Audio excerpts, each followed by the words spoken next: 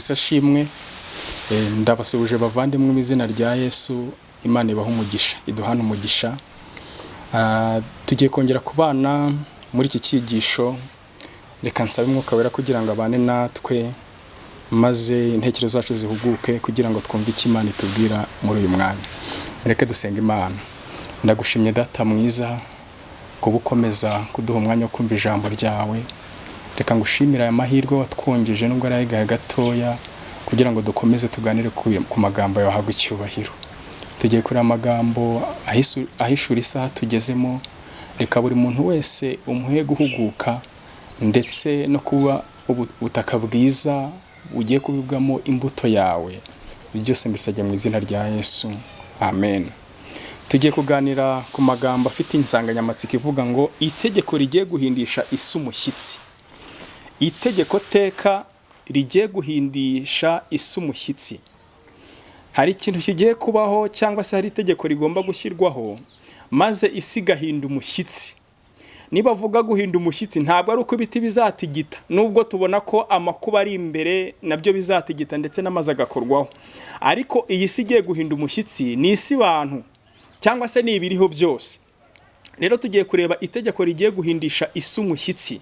Itegeko teka, itegeko ry'agahato. Iri tegeko nta rindi, ni itegeko rigomba kuba gahato. Itegeko rizerekeza umurongo w'isi ku kugira uko basenga mu buryo bumwe, kandi ubu ngubu ndagira ngo mbabwire ko intambwe zatangiye guterwa, ahubwo turi kugera ku musozo wabyo. Itegeko ry'agahato, itegeko ry'icyumweru dimanche. Itegeko rigomba gutangazwa maze abantu bose bagahatirwa kuruhuka dimanche. Baba abasenga Imana, abasenga ibindi, umva n'abadasenga, abo bose bakagendera kuri iyo mikorere. Iryo tegeko rigiye guhindisha isi umushyitsi. Umuntu yakibaza, mbese icyumweru ubundi ni iki? Kuki kigomba kuba gahato? Mbese ninde ubundi wihishe inyuma y'aka gahato? Ubundi iyo tugiye mu mateka ya Bibiliya, tubona ko Imana iha amategeko ubwoko bw'Abisiraheli. Hari itegeko rya kane. Iri tegeko yarisizeho nk'urwibutso kwirema kuri bo, ko ari bo yabaremye, ariko rwari urwibutso ko Imana yabakuye mu gihugu cya Egiputa. Itegeko ry'isabato, ndetse irigaragaza nk'ikimenyetso kiri hagati y'ubwoko bw'Imana ndetse nayo. Ubwo mu gihe ubwoko bw'Imana bwubahirizaga isabato nk'itegeko rya kane, bwabaga bugaragaza Imana muri bwo. Ibendera ry'Imana ryabaga riri mu bwoko bwayo. Hanyuma rero tukabona ko uko amateka yagiye akurikiraho, twagiye tubona imbaraga. Iyo twizebera tubona ko hari imbaraga igenda irwanya ubutegetsi bw'Imana. Niyo mpamvu iyo mbaraga yakomeje kurwanya kugeza ubwo n'ibendera ry'Imana ariyo sabato isa nkaho itanga ishusho y'amategeko y'Imana. Iryo bendera rigomba kwibasirwa maze hagashyirwaho ibendera rya Satani. Rero amateka tugaragariza iki? Atugaragariza ko habayeho ikintu gikomeye nko mu kinyejana cya kane, aho isabato y'Uwiteka yibasiwe cyane, ariko yibasirwa n'ubutegetsi bwari buri gukuza imbaraga, ubutegetsi bwa Antikristo, aribwo butegetsi bw'ubupapa, Kiliziya Gatolika. Nuko bahindura gahunda zariho mu mahame agenga imisengere, ndetse kugeza ubwo bageze no ku itegeko. Imana yishemo ikimenyetso cyayo, nuko ikimenyetso cy'Imana cyagutse. Itegeko Imana yise nkaho mu by'ukuri ari ibendera rigaragaza ubuyobozi bwayo mu isi, maze Antikristo araryibasira. Mu mateka rero tuhabona uburyo icyumweru kigeze gikuzwa ndetse kigirwa gahato. Nko muri 321 iki cyumweru cyagizwa gahato n'uwitwa Constantino. Baranditse ngo amateka yaciwe n'abami, imyanzuro y'inama y'abayobozi bakuru b'itorero n'amabwiriza yatanzwe n'itorero bishyigikiwe n'ubutegetsi bw'isi, nibwo bwari uburyo umunsi w'ibirori by'abapagani wahabwaga umwanya w'icyubahiro mu itorero rya Gikristo. Uyu munsi w'ibirori by'abapagani ni icyumweru Sunday. Wari umunsi w'ibirori aho basengaga izuba, ariko abami b'Abaroma b'abapagani maze bashaka kuzana imigenzo yabo mu itorero, maze banahindura umunsi wo gusenga bawushyira ku cyumweru mu gihe cya Constantino. Itegeko ryo guhatira abantu kuruhuka ku munsi wa mbere w'icyumweru ryashyizweho bwa mbere n'umwami Constantine mu mwaka wa 321 nyuma ya Kristo. Iryo teka ryasabaga ko abatuye mu isi mu mudugudu wose baruhuka ku munsi wahariwe gusenga izuba. Icyumweru n'umunsi wo gusenga izuba, niyo mpamvu witwa Sunday, ariko rikemerera abaturage bo mu byaro gukomeza imirimo yabo y'ubuhinzi. Ni ibintu bitangaje tubonye mu mateka. Muri 321 Constantine abigize itegeko, n'amagambo aboneka mu ntambara ikomeye page 404. Abigize itegeko rikomeza kuba gahato, ariko ntibyaba gahato hose, riba gahato mu mujyi. Ibintu bikomeza bihinduka byagiyeho mu buryo bworoheje. Nuko itorero ryinjira mu gihe cy'umwijima, aho imbaraga Satani yakoraga mu idini cyane, ariyo Kiliziya Gatolika. Nuko ihindura gahunda z'imisengere, itorero cyangwa se ubukristo bugira mu gihe cy'umwijima. Guhera muri 538 habaho ibihe bikomeye cyane, aho abakomeza amategeko y'Imana bibasiwe baricwa mu gihe cy'imyaka 1260. Iyobokamana ririho ari rya Kiliziya Gatolika. Ubundi Kiliziya Gatolika ni leta uteranyijeho imisengere, idini. Kuko Constantine yese ko afata umukuru w'i Roma, w'itoro ry'i Roma, nka hamwe ba Paulo bandikiraga inzandiko, maze aramukuza cyane, amuha intebe, amuha imbaraga za politike, hiyongeraho izi dini. Maze icyo ngicyo kiba itorero rya Kiliziya Gatolika, ariko rigizwe n'imbaraga ebyiri, imbaraga ya politike n'imbaraga ya leta. Kandi na n'uyu munsi niko bimeze. Hanyuma rero amateka agiye kurikirana kugeza ubwo biravuze igihe cy'imperuka cyagombaga gutangira mu 1998, aho mu by'ukuri hagombaga kubaho ibintu bidasanzwe mu isi ya gikristo. Ubwo twegerezaga igihe amategeko y'Imana amaze igihe akurwaho, ariko noneho bigera igihe Imana yagombaga guca urubanza, kuko twegerezaga igihe cy'imperuka wese agiye kugaruka. Yagombaga guca urubanza, ariko igihe cyo guca urubanza kigera, hari icyo Imana igomba gukora, nko kongera kuzamura ibendera ryayo mu isi no guhishura umucyo wari warakuwe na Kiliziya Gatolika n'abami bo mu isi. Niyo mpamvu havutse ubugorozi ba Luteri ndetse n'abandi, bigenda bikura umugorozi, Imana ikagenda imuha umucyo kugeza ubwo mu 880 Imana yongeye kuremereza umucyo w'isabato, maze abantu bongera kuruhuka isabato nyuma y'uwo mwaka. Ubwo rero igihe cy'imperuka cyari kigeze, Imana igomba gutangira umurimo wo guca urubanza. Hanyuma hari ibintu byagombaga kuranga igihe cy'imperuka, aho kubera ko ibendera ryari ryongeye kuboneka mu isi, igitoro ryari riri mu butayu, nubwo ukuri kutigeze gutsembwa, ahubwo Imana araguhishe.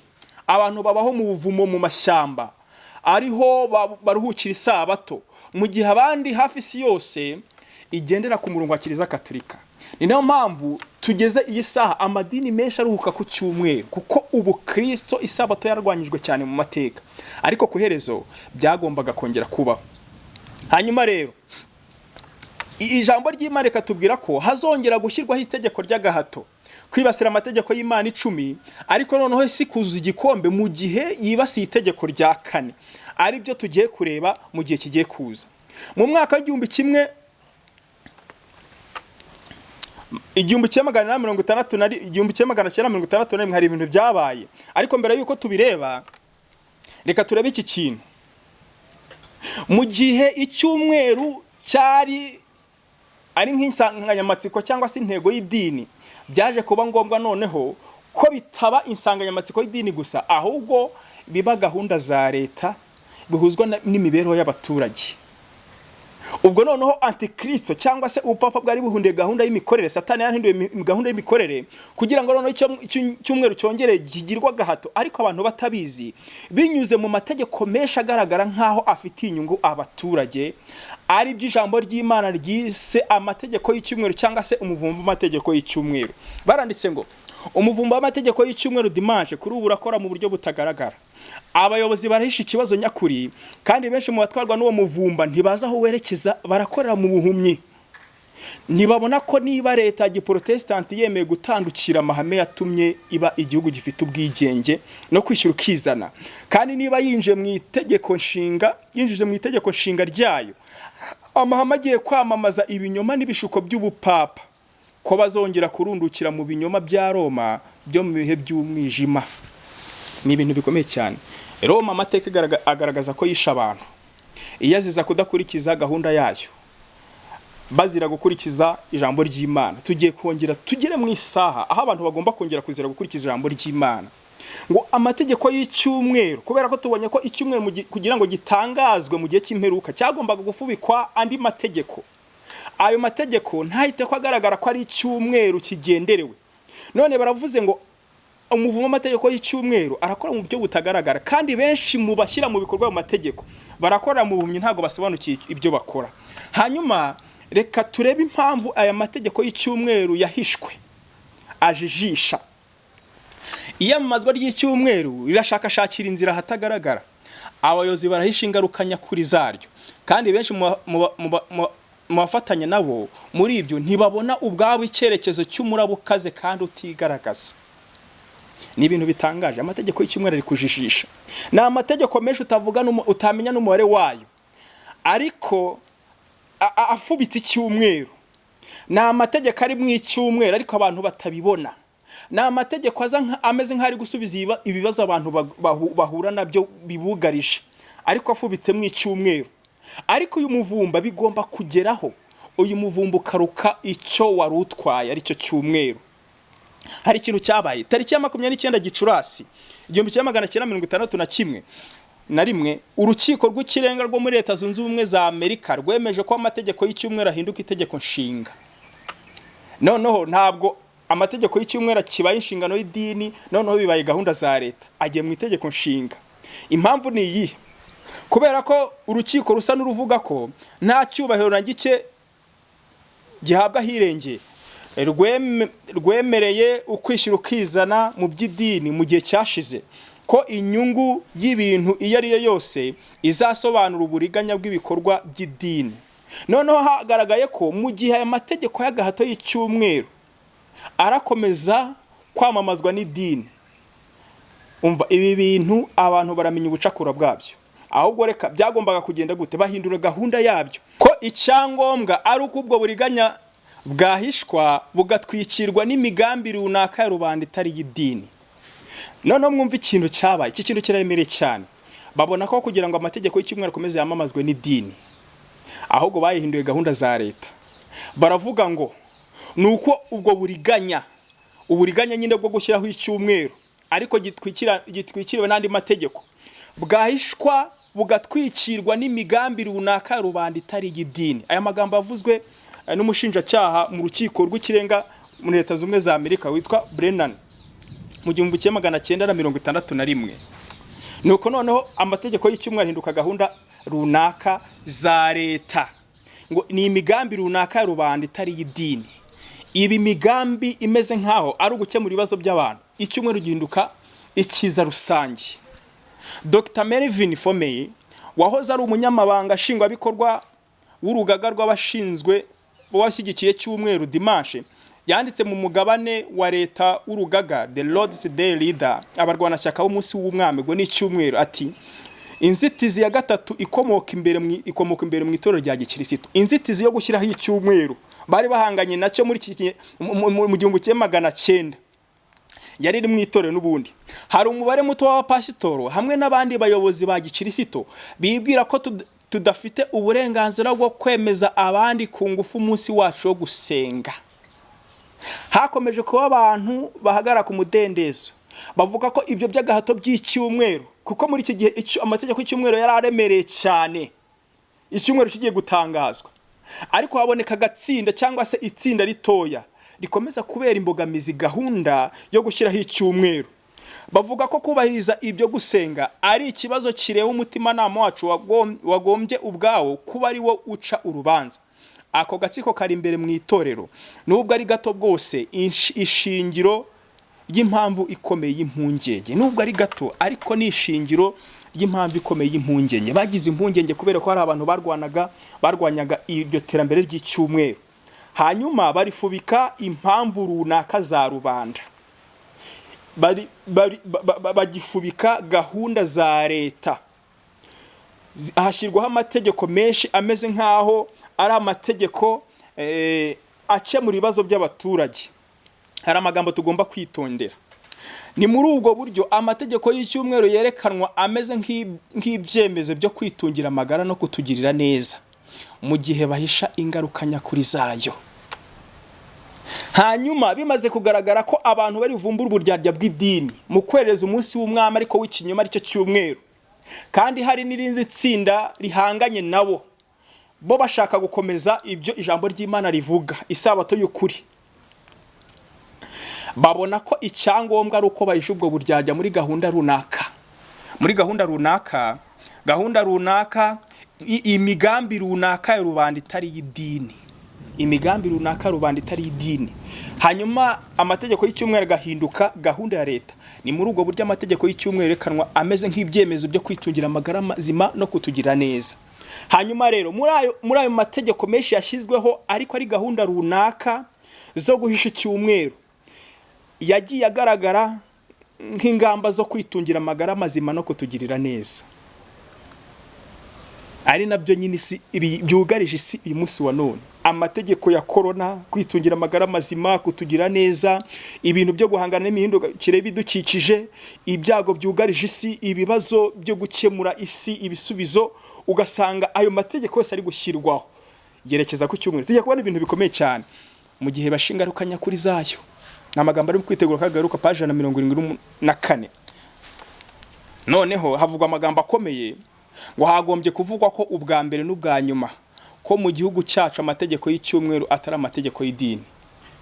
Aya magambo yavuzwe n'abanyamategeko muri Leta Zunze Ubumwe za Amerika, bahita ko bashyiraho gahunda y'uko amategeko y'icyumweru agomba gushyirwa muri gahunda za leta, maze hagashyirwaho amategeko menshi ariko ahisha uburyarya bw'ikintu kigenderewe. Nk'ikigereranyo twaha ibi bintu, buri umuntu ashaka kwihisha ariko ari bunyure mu gace runaka muri santere cyangwa mu mujyi, tuvuge nko muri Nyabugogo, uyu muntu akagenda mu itsinda ry'abantu benshi, buriya kugira ngo uhite umenya uyu muntu byagorana mu gihe ari mu kivunge cy'abantu. Ariko aramutse ari wenyine, buri muntu wese nyine amenya ko ari kanaka. Rero aba bantu benshi tubageranye n'amategeko y'icyumweru ariko ari mu icyumweru, ariryo tegeko rigiye guhindisha isi umushyitsi. Cyangwa se nko mu mihango y'ubukwe, abajyaga bataha ubukwe ugasanga umukwe n'abasore bamuherekeje bambaye imyenda ijya gusa, ku buryo utitegereje neza utahita ko mu by'ukuri umenya umukwe uwo ari we. Ariko umunyabwenge yareba akamenya umukwe uwo ari we, bimusabye kwitonda cyane. Icyo ngicyo turacyumva. Hanyuma twumva iki kintu, mbese amategeko y'icyumweru yagombaga guhishwa kugeza ryari? Nubwo yarahishwe, nubwo icyumweru cyakomeze gufubika umwambaro w'amategeko menshi y'inyungu z'abaturage, ariko igihe cyagombaga kugera icyumweru kikajya ahagaragara. Kandi tugiye kubireba, reka twumve icyo birivuga. Nubwo Yakobo yifurebye uruhu rw'intama ku maboko ndetse akiyambika imyambaro ya Esawu, mu gihe Yakobo yari agiye kuriganya umugisha wa mukuru we, yariyoberanyije. Ibyo ntibyigeze bihindura ijwi rye cyangwa ngo bihindure uburebure bwe. Nta kwiyoberanya uko ariko kose leta yakora kwashobora guhishahisha intangiriro y'iby'idini y'amategeko y'icyumweru. Uko leta yahisha ibintu kose, n'ubundi bizarangira aya mategeko y'icyumweru agaragara nk'aho ari inyungu rusange, icyiza rusange, n'ubundi bivuye mu icyumweru, ubundi bigaragare ko intambara cyangwa se gahunda zari ziriho zari zigendeye guteza imbere no kwamamaza no gushyirwaho ku icyumweru. Hari ikindi kigomba kubaho rero. Mu gihe aya mategeko benshi bayungukiyemo, amashyirahamwe y'ubucuruzi, abakozi, imiryango y'ubucuruzi, ariko bigiye kurangira iyo miryango ikozweho, kuko tugiye kubona ko mu gihe icyumweru cyererejwe, mu gihe mu mihango y'ubukwe umukwe amaze kugaragazwa ko ari we runaka, nta muntu uba ugishidikanya ku bandi basore bari mu bukwe, bamwe bamwambariye. Noneho mu gihe icyumweru cyamaje gutangazwa, andi mategeko ntabwo aba cyitaweho, ndetse na benshi bari bafite inyungu muri ayo mategeko agaragiye icyumweru, bagomba kugwa mu gihombo gikomeye cyane. Wenda turaza kubibona. Mbese uyu munsi amategeko y'icyumweru yabageze he?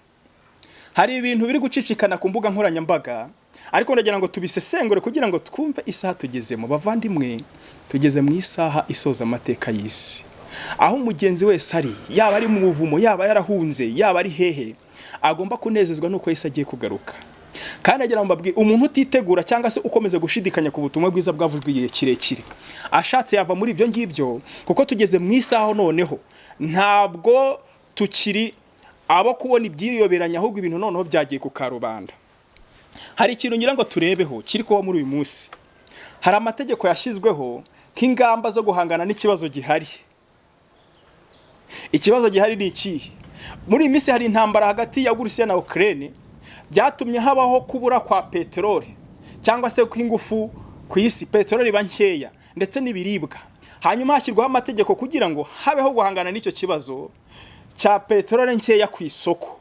Hari umuryango mpuzamahanga witwa International Energy Agency. Uyu ni umuryango mpuzamahanga ukubiyemo ibihugu bikomeye, wasizeho amategeko 10 nk'ingamba zihutirwa zo kugira ngo ugukenera kwa peteroli ku isi uko yabikenewe hashyirwaho izo ngamba kugira ngo bitaba ikibazo. Uyu muryango ni muryango ki? Uyu muryango urimo ibihugu byinshi ndetse bikomeye. Kugira ngo turebe izo ngamba, turabanza twumve uyu muryango ndetse n'uburemere biraza kuduha gutekereza ku buremere bw'izo ngamba. Uyu muryango ukubiyemo ibihugu nka Australia, Autriche, Ubudage, Canada, za Denmark, za Finland, Ubufaransa, Ubutaliyani, Ubuyapani, Korea, hakabamo Ubwongereza ndetse na Leta Zunze Ubumwe za Amerika ndetse n'ibindi byinshi, n'ibihugu byinshi. Uyu muryango urimo ibi bihugu. Bityo rero amategeko ashyizweho n'ibi bihugu aba ari amategeko aremereye cyane, kuko ntabwo abashyizweho n'ibihugu byoroheje. Uyu muryango wita ku kubungabunga nyine ibitanga imbaraga cyangwa se gukoresha neza imbaraga, harimo peteroli, ariko harimo n'umuriro w'amashanyarazi, gaze, icyo bita nuclear, ni imbaraga zikomeye cyane. Mujya mwumva nk'ibisasu bya kirimbuzi bikoresha izi imbaraga, amavuta ndetse n'ibindi. Uyu muryango ubungabunga ibi bintu kugira ngo imbaraga zikomeze ziboneke zikenewe ku isi. Hanyuma rero hari ikintu gitangaje. Aya mategeko 10 yasizweho kugira ngo habeho guhangana n'ibura rya peteroli ku isoko. Uku guhangana n'ibura rya peteroli ku isoko hagomba gushyirwa cyangwa se raporo y'umuryango yagaragaje amategeko 10 ibihugu bifatanyije n'abaturage babyo bigomba kwihutira gushyiraho. Impamvu y'ibyo ni yihe? Iyi ni raporo yatanzwe n'uyu muryango, herutse gutangazwa n'uyu muryango wa IEA, International Energy Agency, bitewe n'ikibazo cy'ibitanga imbaraga cyugarije isi kubera intambara hagati y'Uburusiya na Ukraine. Uruhari rwa za leta n'abaturage rurakerewe mu guhangana n'ingaruka y'ibura rya peteroli hashingiwe ku bushakashatsi bwakozwe n'uyu muryango. Hanyuma rero hashyirwaho amategeko. Aya mategeko ni ayahe? Amategeko 10 yo guhangana n'ingaruka y'ibura rya peteroli. Itegeko rya mbere ni amategeko yashyizweho n'uyu muryango ubungabunga ibitanga imbaraga kuko raporo yayo iyagaragaza. Itegeko rya mbere kugabanya umuvuduko w'imodoka ku kigero cy'ibirometero 10 ku isaha. Kugabanya umuvuduko w'imodoka ku kigero cy'ibirometero 10 ku isaha. Mbese ibi bintu biri kumvikana? Mu gihe mu Rwanda umuvuduko fatizo uhari ni ibirometero 60 ku isaha, kandi benshi babona uburyo ibinyabiziga nyine bikora mu muhanda. Ngaho ni mwibaze nibigabanya umuvuduko kugeza ku birometero 10 ku isaha. Mbese ubu ruzaba ari urugendo rw'imodoka cyangwa ruzaba ari urugendo rw'amaguru? Ni ikibazo gikomeye, ariko turaza kureba impamvu y'ibi byose. Mu gihe umuvuduko ugabanutse, ubwo nyine bavuga ko ibinyabiziga bikoresha peteroli nkeya cyangwa essence nkeya. Itegeko rya kabiri, gukorera mu rugo 3 mu cyumweru. Gukorera mu rugo 3 mu cyumweru. Ubwo mu gihe abantu bakorera mu rugo 3 mu cyumweru bagabanya gutega imodoka ndetse no gukoresha imodoka zabo. Bagabanya gutega imodoka ndetse no gukoresha imodoka zabo. Itegeko rya gatatu ndabona ryo ni itegeko ritangaje cyane. Ndabona ari wa mukwe abantu bari gushidikanya bakekeranye mbese n'uriya, ariko noneho bikaba byamaze kugaragara uwo ari we. Itegeko rya gatatu ni irihe? kubuza imodoka kugenda mu mijyi ku cyumweru. Ibintu biratangaje cyane, ngo kubuza imodoka kugenda mu mijyi ku cyumweru. Hano umuntu ahita ko yibaza, mbese kuki batabuza imodoka kugenda mu mujyi ku isabato, kandi n'ubundi isabato ari umunsi w'ikiruhuko uvugwa na Bibiliya. Iki kiragaragaza ubwibone bwa za leta n'intambwe zo kwimura Imana. Ndagira ngo iki kintu mucyumve neza, kubuza imodoka kugenda mu mijyi ku cyumweru. Ubwo nyine abantu bagakoresha amaguru, mbese birerekeza ku kiruhuko cyo ku cyumweru kandi ku bantu bose. Mbese ibi bintu tubitekereza dute? Mbese mu by'ukuri twakomeza gufatwa nk'abantu bavuga ubuyobe n'abaka mu gihe turi kubona ibintu bisohora noneho mu buryo bugaragara, ku buryo buri muntu wese nubwo yaba atareba neza abibona? Ni ikintu gitangaje cyane ngo kubuza imodoka kugenda mu mijyi ku cyumweru. Undi ibi ni bigaragaza uburyo mu by'ukuri ubuhakanyi buri gutera imbere cyane, kandi za leta ziri gutera intambwe kurangira kw'imbabazi kuri zo. Kubera iki?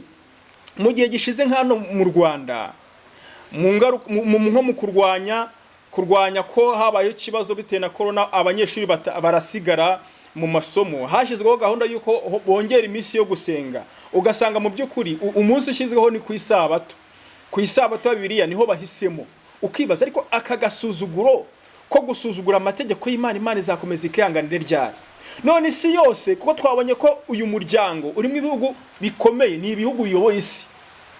Ni nkaho amateka y'uyu muryango ari amateka y'isi, amategeko y'isi. None hashyizeho gahunda kubuza ibinyabiziga kugenda mu mijyi ku cyumweru. Kuki batabuje ku isabato? Ni ikibazo kandi mu by'ukuri umuntu agitekerezaho neza. Itegeko rya 4, koroshya gutwara abagenzi mu buryo bwa rusange no kubuza ingendo nto. Ngo koroshya mu yandi magambo ni ugupromotinga, ni ukoroshya gutwara abagenzi mu buryo bwa rusange, hanyuma abantu bakarekera gukoresha imodoka zabo bwite. Ndetse n'utugendogendo twa hato na hato tutari ngombwa, umuntu agiye kugura utuboga, umuntu agiye arateze, ibyo ngibyo bigomba kuvaho nkuko amategeko ari kubigaragaza. Iryo ni itegeko rya 4, gusimburana kw'imodoka ziri prive mu mihanda yo mu mijyi, gusimburana kw'imodoka z'abantu ku giti cyabo, maze zigasimburana uburyo zikoresha imihanda yo mu mijyi. Ubwo niba bazajya bashyiraho tayimoto cyangwa se orere gukoresha imodoka mu gace runaka CBZ, ariko ikigendewe ni ukugabanya imodoka mu muhanda kugira ngo hari ugukenera essence bye kuba ikibazo mu gihugu cyangwa se mu bihugu. Itegeko rya 6, gutizanya imodoka no gushyira mu bikorwa ingamba zo kugabanya peteroli. Gutizanya imodoka, aho kugira ngo hakore imodoka nyinshi, buri muntu wese uvuye mu gipangu cye agende mu modoka, oya, ni hakora imodoka nkeya. Mu yandi magambo ni ukugira ngo n'abantu bareke kugura imodoka ari benshi. Kandi tugiye kubona uburyo bukomeye cyane. Umva, abaguze ubu ngubu tumaze mu gihe, kuko turi mu gihe nyine cy'amategeko y'agahato avuga ngo itera bose, abakire abakene, imbata mudendezo bose bagomba kugerwaho n'umubabaro. Ni amategeko y'agahato. None umuntu akibaza, niba imodoka izagenda ibirometero 10 ku isaha, reka dutegereze wenda ukuntu ibihugu biragenda bibishyiraho. Ubwo umuntu mu by'ukuri ukoresha imodoka yari kugenda ibirometero 10 ku isaha, mbese yahitamo kugenda mu modoka ye cyangwa yayivamo akagenda n'amaguru cyangwa agatega imodoka zisanga? Ubwo se abatunze imodoka bizagenda bite? Namwe mu kibazo. Itegeko rya 7, gukoresha neza amakamyo atwara ibicuruzwa no gusangishwa ibicuruzwa mu rugo. Ubwo amakamyo atwara ibicuruzwa ni byiza kuko nyine abantu bakeneye kurya, ariko hakaba gutera imbere ko gusangishwa ibicuruzwa mu rugo kugira ngo abantu badatega bajya kubishaka. Itegeko rya 8, ukoresha amagare y'umuvuduko trains mu cyimbo cy'indege aho bishobotse. Iri ryo riratangaje cyane, ariko icyo nabonye muri aya mategeko, hari icyo bita gushyira mu buretwa ibihugu kugira ngo abantu bakorere ku bintu babamanike mu cyerekezo cyo hejuru cyane. Bose namwe nimwumva, ubwo igihugu nigitangira kujya muri gahunda yo gukoresha za gari ya moshe, za gari ya magare y'umwotsi, ubwo murumva izi bije ndetse nuko gukora ku gihugu no kugira ngo abantu bakomeze kuba mu buretwa bwo kumva ko hari ibyo bagomba kugeraho. cyane ko tugiye kubona n'indi tegeko rivuga ko abantu bagomba gushifutinga imodoka bakoreshaga bagakoresha izikoresha umuriro w'amashanyarazi, kuva ku modoka bakoreshaga zikenera essence bagakoresha izikenera umuriro w'amashanyarazi. N'urugendo rurerure, ni amategeko abuza abantu amahoro n'umutekano n'umudendezo, ahubwo abantu bakajya ku gahato bakabangamirwa mu buryo bukomeye. Ariko birerekeza ku cyumweru kuko twabonye itegeko rya gatatu. Itegeko rya 9, kwirinda ingendo zo mu kirere mu gihe ubundi buryo bushoboka. Itegeko rya 10, gushyira imbaraga mu gukoresha ibinyabiziga bikoresha amashanyarazi. Biratangaje gushyira imbaraga mu gukoresha ibinyabiziga bikoresha amashanyarazi. Hanyuma umuntu akibaza ko imodoka nyinshi ziri ku isi zakoreshaga essence, ubwo zirajya hehe? Mbese biragenda gute? Ubwo birasaba ko banyiriza imodoka ari cyo bakora. Niba ari ukuzihinduza simbizi, niba ari ukuzireka, niba ari ukuzibika simbizi, ariko ni igihe tugeze mu cyumaboro ukomeye cyane, ndetse n'amategeko agomba gutsikamira abantu. Buriya tugiye kubona ahantu ijambo ry'Imana rivuga ko umukristo azageraho akifuzwa, n'ubuzima bwa gikristo bukifuzwa, mu gihe abantu babwanze igihe kirekire ariko bakifuza kuba abakristo ariko bitagishobotse. Turi kwerekeza mu isi idafite impuhwe umunyabyaha. Ubukristo bugomba kuba ikintu cyifuzwa cyane. Reka mbabwire, ubu tumaze igihe hariho imbabazi z'Imana, bityo umuntu gukorera Imana akaba afitemo umudendezo kandi Satani akamushuka cyane. Bityo abantu benshi bagahusha intego, bakumva ko gukorera Imana bitari ngombwa. Ariko tugiye kugera mu isaha abantu bazifuza imbabazi z'Imana, bazifuza kuba abakristo, bazifuza kuba umuryango w'abana b'Imana ko batakibishoboye. Ijambo ry'Imana rikambwira ngo ntacyo batendaga gutanga kugira ngo binjire mu muryango w'abana b'Imana, ariko byari byarangira. Icyo ni igihe cyo kurangira kw'imbabazi, kandi ibintu biri kuba biri kugira ngo bitwerekeze ku kurangira kw'imbabazi. Ko nagira ngo mbabwire, mu gihe isi itera intambwe gushyira amategeko y'icyumweru, yarwanyije amategeko yose uko ari 10, ariko itegeko ry'icyumweru rya 4 ry'isabato mu gihe isi iricireho iteka cyangwa se iryibasiye, izaba iri kwerekeza ku ntambwe zayo za nyuma kugira ngo imbabazi zirangirireho. Ni igihe cy'umwaka ukomeye cyane. Baranditse ngo amashyirahamwe y'abakozi, imiryango y'ubucuruzi hamwe n'amashyirahamwe y'ubucuruzi yarariganijwe cyangwa se yarashutswe. Ni amagambo aboneka mu kwiteruka gaheruka page 175. Mu gihe tubonye izi ngamba ko hari ibintu byinshi bigiye guhindurwa, kugeza ubwo n'amamodoka ndareba nkabona hari abantu niba bazayajugunya, niba ari ukuyabika, niba ari ukuyagurisha bazagurisha nabande, ko ingamba zireba bose. None se izi nganda zakoraga izi modoka za essence ubwo bigiye kugenda bite? Hano umuhanuzi aravuze ngo amashyirahamwe y'abakozi, imiryango y'ubucuruzi hamwe n'amashyirahamwe y'ubucuruzi yarariganijwe, yarashutswe. Kuko uburyo Satani yarayakoresheje binyuze mu burya bw'inyamaswa ubupapa, maze bagendera mu murongo wo gushyiraho gahunda zimiriza imbere icyumweru.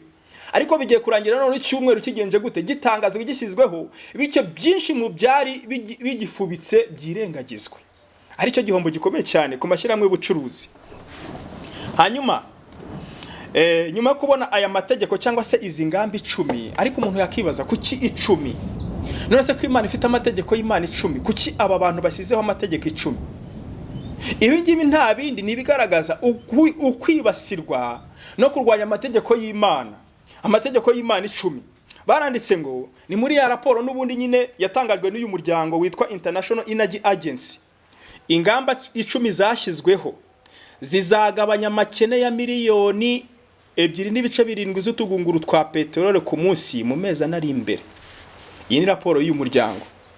Ngo izi ngamba 10 nizubahirizwa, tugiye kubona ko banashishikarije za leta kwihutira kuzishyira mu bikorwa, ndetse leta ifatanyije n'abaturage bazo.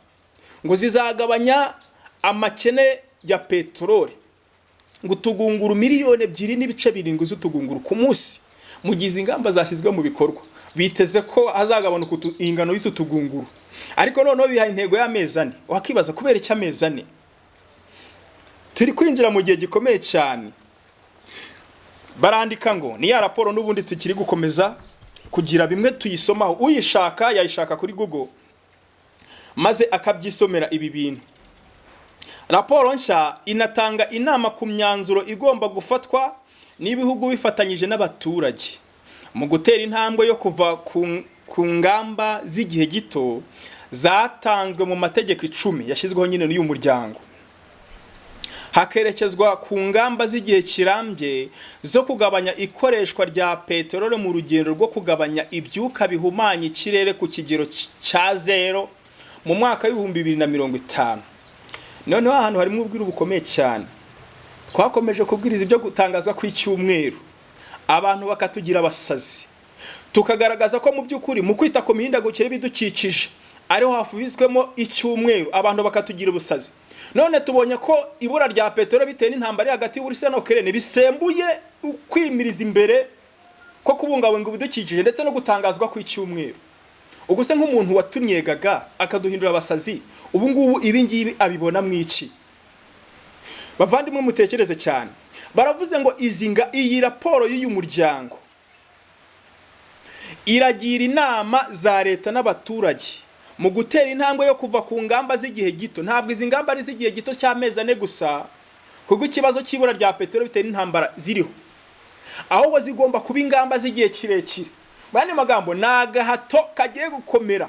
Burushobora kwibwira ngo bagiye kugabana umuvuduko mu mezi 4 hoya, ngo bagiye kuzanya imodoka ku cyumweru mu miji mu gihe gito hoya, ahubwo baraduhishuriye ko iza ari ingamba z'igihe kirekire, kandi ahubwo agahato kagazakomeza kwiyongera. Ngo mu gutera intambwe yo kuva mu ngamba z'igihe gito zatanzwe mu mategeko 10 hakerekezwa ku ngamba z'igihe kirambye zo kugabanya ikoreshwa rya peteroli mu rugendo rwo kugabanya ibyuka bihumanya ikirere ku kigero cya 0 kw'intego bihaye bazaba bagezeho mu mwaka wa 2050. Ni intego isi ifite uko imyuka ihumanya ikirere mu mwaka wa 2050 zaba babaye 0, imyuka ihumanya ikirere izaba iri kuba 0. Ni intego bafite. None izi ngamba bise ko bazishyira muri icyo cyerekezo, ubwo se nta kintu twumvamo. Bakomeza kwandika muri ya raporo ngo ibikorwa biteganyijwe mu ngamba 10 bizasaba abaturage kugira imyitwarire bihindura babifashijwemo n'ingamba za leta.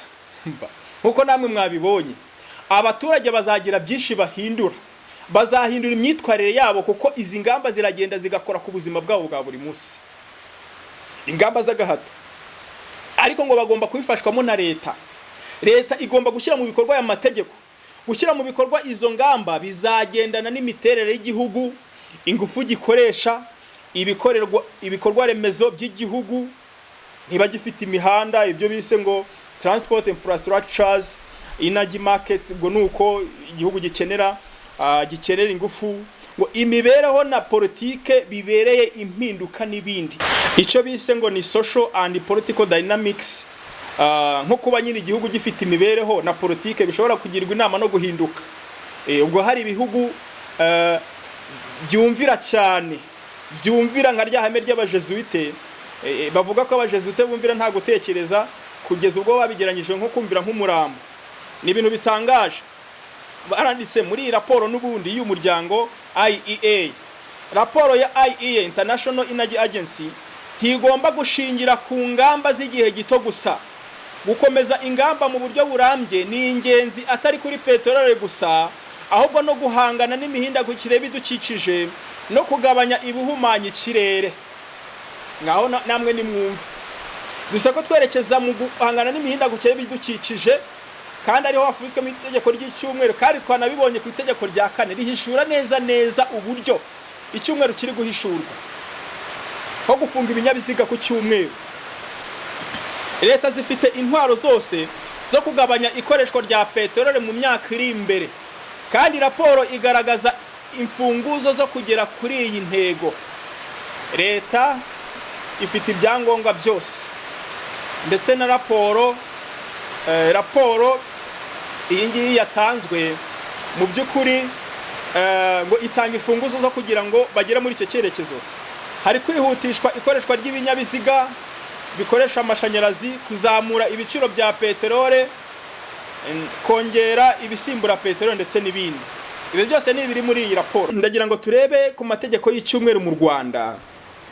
aho ikigo cya REMA ni ikigo gishinzwe kubungabunga ibidukikije, RSB ni ikigo kibungabunga ubuziranenge, na polisi na RISA ikigo cyita ku isanzure.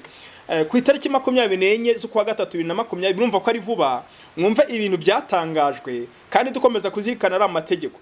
Abatwara ibinyabiziga barasabwa kurwanya ihumana ry'ikirere riterwa n'imyotsi bisohora. Murumva?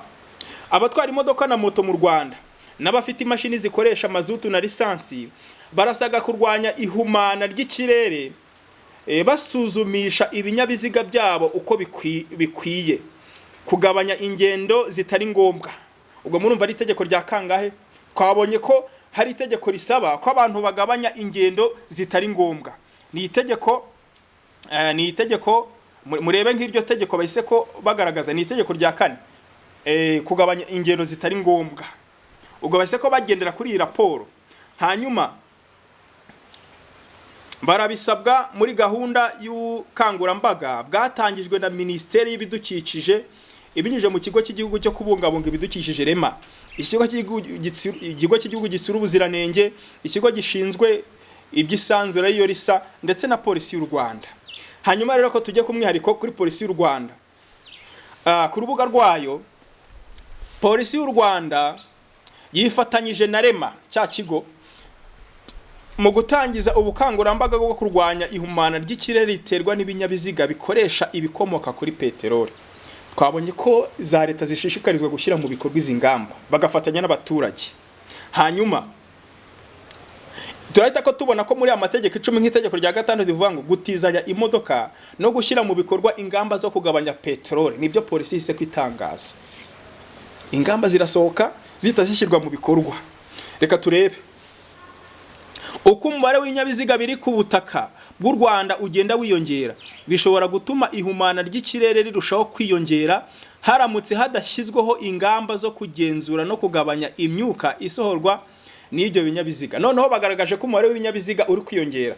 Ubwo igisubizo cyo kugira ngo hashyirweho ingamba mu kugabanya ibinyabiziga cyaba itegeko rya mbere, kuko nibashyira umuvuduko ku birometero 10 abantu benshi bazagabanya gukoresha ibinyabiziga byabo.